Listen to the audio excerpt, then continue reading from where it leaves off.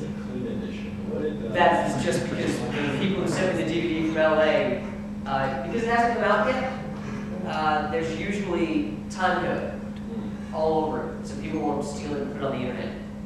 And because it came out in England a little while ago, it's actually been illegally downloaded over 1 million times, which has cost my company a lot of money, and it's frustrating. So that's one of the problems. That's really one of the major problems with making movies today is piracy.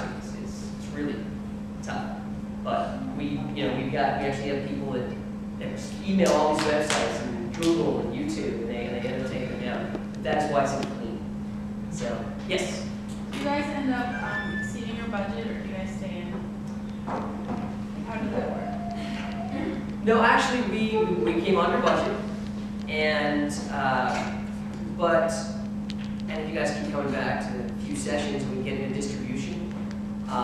There's certain things when you make independent films, especially when you start out, that you don't know about. And we came in under the budget, but then as more people bought the film, you had to keep digging into your pocket to actually, you have to deliver on certain formats. Let's say it's going to be on pay-per-view in Canada. Well, there might be 5 or 6 pay-per-view providers, and they all want you to deliver the movie in a different format.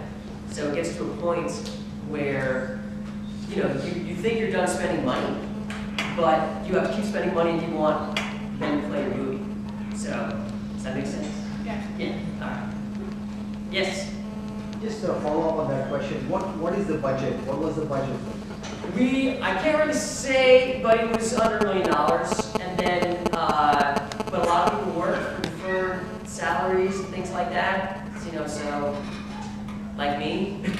So.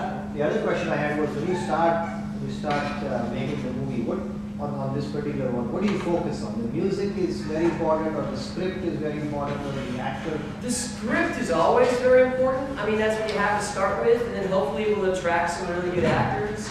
And again, with independent film, you know what? If you have a certain amount of money and you want to make a movie, you make your movie. If you have a passion for it, you want to do the best job you can. But at the same time, you might not have. At one point, our executive producer, came up to me and said, "Hey, can we get Hilary Swank? Not Hilary Swank. What's her name? Hilary Duff for the lead girl." And I was like, "Well, I don't really see Hilary Duff, but she costs $1 million."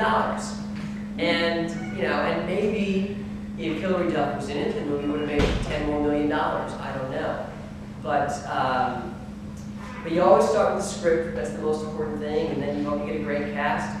And even though the cast is not incredibly famous, I think they did a really good job. The lead girl is Sarah Thompson. I don't know if you remember her. When she was younger, she was on Seventh Heaven. She was the lead in, Cruel. This is what she's known for, and she hates this. But in Cruel Intentions, I think 2 or 3, she makes out with Amy Adams.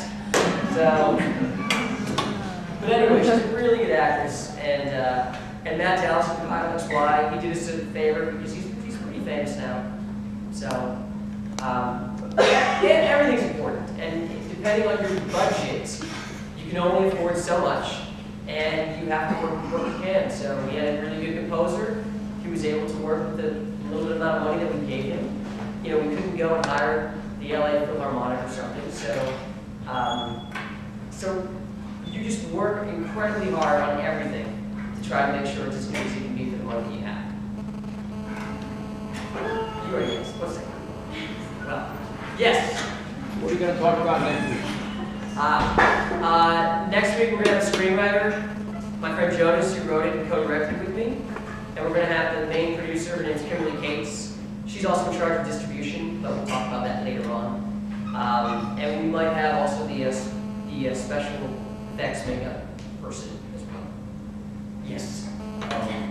Okay, so my question is, when you were filming this, did you try to treat the cast and crew like a small budget film, or did you try to treat it like an average budget film? We tried to treat it like an average budget film.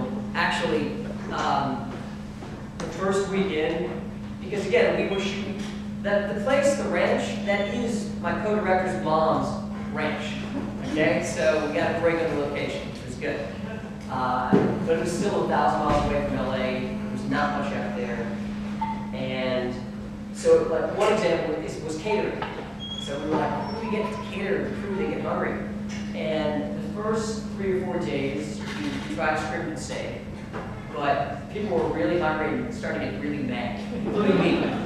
So we ended up having to bring a caterer in who had worked on movies before from Oregon. You know, they had to come down, we had to put them up, we had to pay for their hotel. The food was great. And like that, everybody was thrilled that for the last 20 days we had like good medium budget food. So we also, and then these are things that you learn when you make your movie, and someday hopefully you guys will make movies or TV shows. You just have to try to get the best deals that you can. I mean, I mostly like directing and not having to deal with the producing, but I usually have to do both. And on this I did, so I had to make a lot of the deals, especially ahead of time. I was the only one up there for a while with a few people. So we went to all of the people that lived in the area because they all had RVs. They had 50s, and they were putting them away. They were putting them in storage for the winter.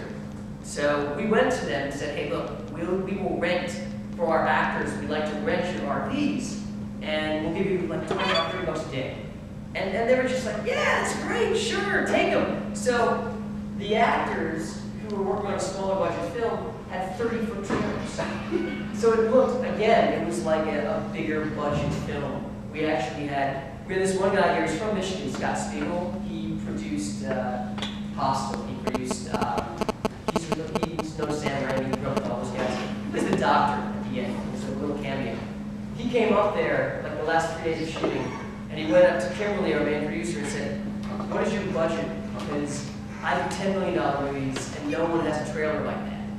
And it's important. It's important to make people feel comfortable because you're all working 16-hour days, and you're exhausted, but you're passionate about what you're doing. You're actually having a good time, even though, especially if you're directing, you're stressed out all the time, but you can't show it.